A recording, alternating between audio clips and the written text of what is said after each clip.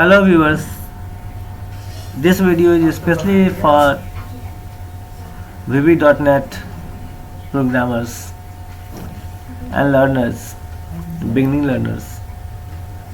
Basically इस video में हमने लास्ट वीडियो में मैंने फोकस किया था पॉलीमॉर्फिज्म, कंपाइल टाइम पॉलीमॉर्फिज्म का मैं स्टडी वीडियो में डिस्कशन कर रहा था।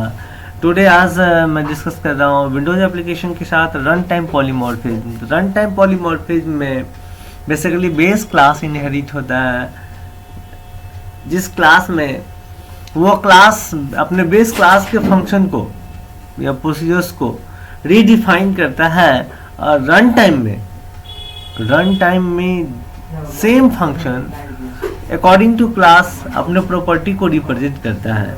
यहाँ देखिए एग्जांपल है बेसिकली विंडोज़ में इसकी कैसे इम्प्लीमेंटेशन की जाए। तो विंडोज़ को लेकर के मैंने इसको डेवलप किया है। इसके अंतर्गत ये जो एप्लीकेशन हमारा है कहता है कि रन टाइम पॉलीमॉर्फिज्म कंप्यूट करेगा square and cube of A number. कैसे करेगा ये? तो इसके लिए हमने जिस तरह से सिंपली क्लास ऐड करते थे यहाँ भी एक क्लास को ऐड कर दिया है और इस क्लास में एक फंक्शन डिफाइन किए हैं that the name of function is operation. और ये जो फंक्शन है ये कैलकुलेट करेगा स्क्वायर को और रिटर्न कर देगा स्क्वायर को। तो ये हमारा बेस क्लास हो गया। इससे पहले अभी कोई क्लास नहीं है जो क्लास इसको अपनी प्रॉपर्टी दे रहा हो, और चूंकि ये इंडिपेंडेंट क्लास है इसकी अपनी फंक्शन और प्रॉपर्टीज है, इसीलिए ये हमारा बेस क्लास है। और एक न्यू क्लास को ऐड कर लेते हैं, name of that class is cube. और ये दोनों ही क्लास हमारा सेम एप्लीकेशन है अंजलि विन ऐप में, और इसके अंतर्गत एक विंडोज फॉर्म्स मैंने बना करके रखा है क्योंकि विंडोज एप्लीकेशन के थ्रू इसे इम्प्लीमेंट करना है। तो ये फ्रेम मेरा है, विंडोज फॉर्म्स है। इस फॉर्म्स में मैंने ये लेवल ले रखा है, ये भी लेवल ले रखा है। ये टेक्स्ट बॉक्स है जिसके थ्रू इनपुट करेंगे। 3 बटन्स हैं, एक स्क्वायर, एक क्यूब और एक एग्जिट के लिए। और ये नीचे एक पैनल बना रखा है। इस पैनल में मैं एक लेवल के थ्रू दिखा रहा हूँ आउटपुट, और एक लेवल हमारा लेवल 4 है जो मैंने ले रखा है, जो रन करेगा उस समय में ये आउटपुट दिखाएगा इस लेवल पर। ठीक है, तो अब क्या करते हैं कि जो क्यूब मेरा क्लास न्यू कंस्ट्रक्ट किए हैं क्यूब निकालने के लिए, इसमें इनहेरिट कर रहे हैं अपने बेस क्लास के प्रॉपर्टी को।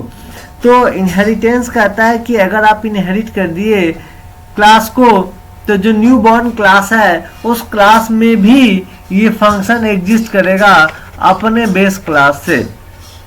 तो ऑपरेशन ऑलरेडी इसमें एग्जिस्ट कर रहा है, इसीलिए रन टाइम पॉलीमॉर्फिज्म दिखाने के लिए ओवरराइडेबल कीवर्ड्स के साथ बेस क्लास में ये परमिशन ग्रांट करते हैं कि जो ये फंक्शन है इस फंक्शन को इसका जो न्यू बॉर्न क्लास होगा वो क्लास इसको अपनी ज़रूरत के हिसाब से यूटिलिटी को रीडिफाइन करके यूज कर सके।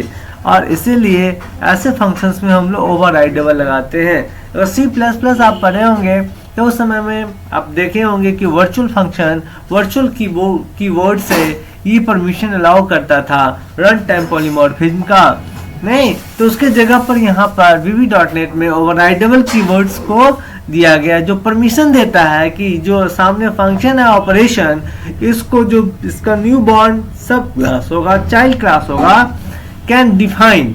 तो अब जब डिफाइन करने जाएंगे सेम फंक्शन को सेम आर्गुमेंट के साथ सेम रिटर्न टाइप के साथ into the new born class, तो इनहेरिट्स स्क्वायर, यानी स्क्वायर क्लास इसमें इनहेरिट कर चुका है।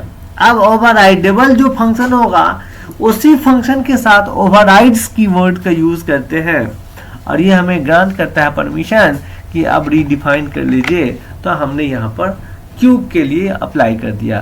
तो अब ये क्या हो रहा है कि ये सेम फंक्शन जब क्यूब क्लास से रेफरेंस्ड होगा इट विल रिटर्न क्यूब, और जब सेम फंक्शन स्क्वायर क्लास से रेफरेंस्ड होगा then it will be return square.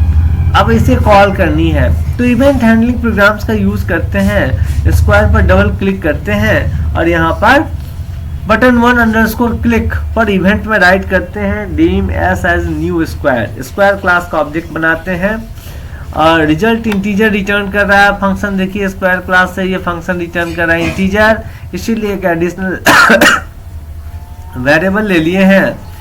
That variable is of type integer. S dot operation C int text box 1 dot text. अब text box 1 से जो data आएगी उस data को इंटीजर में convert करके और ऑपरेशन मेथड से पास कर दिए। तो अब ये क्या करेगा कि स्क्वायर क्लास के ऑपरेशन मेथड से स्क्वायर निकाल करके और ये वापस रिटर्न करके दे देगा किसको, तो रिजल्ट नाम के वेरिएबल को।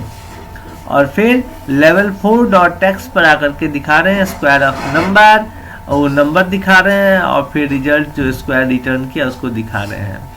सिमिलरली डबल क्लिक करते हैं क्यूब बटन पर तो हमें बटन टू अंडरस्कोर क्लिक आता है और इसमें हमें राइट करना है dim c as new cube, dim result as integer, result c dot operation. अब देखिए यहाँ भी ऑपरेशन ही हमने कॉल किया था और सी टेक्स्ट 1 डॉट टेक्स्ट को पास किया था, यहाँ भी सेम पास कर रहे हैं c text 1 dot text, but since this function is now reference through the instance of cube class, so it will return cube of the number which are passing through the text box and result will be in the form of cube and same result we can show. And the third button is exit. When double click on this button and write application.exit, then this will end of the application at the runtime. Now we have to compile, control shift B, then this program will compile, and control F5, this program will execute. And now we can enter here 5 looking square. Same function is called by the square class, return square, and the same function cube call and return the result cube, right? And then we can exit from this exit button. So this is the implementation of utilities into the Windows through the help of interactive programs. और hope करते हैं कि ये जो features जो मैं बताना चाह रहा था कि रन टाइम में एक ही फंक्शन कैसे अपनी प्रॉपर्टी को चेंज करता है with different classes, this is called run time polymorphism. इसमें बेस क्लास ओवरराइडेबल कीवर्ड से परमिशन ग्रांट करता है और जो उसकी न्यू बॉन्ड सब क्लास है वो ओवरराइड्स कीवर्ड्स के थ्रू सेम फंक्शन को सेम आर्गुमेंट के साथ सेम रिटर्न टाइप के साथ केवल डिफिनीशन को चेंज करता है। This is called run time polymorphism. I hope you understand the concept of the runtime polymorphism. Thank you, viewers.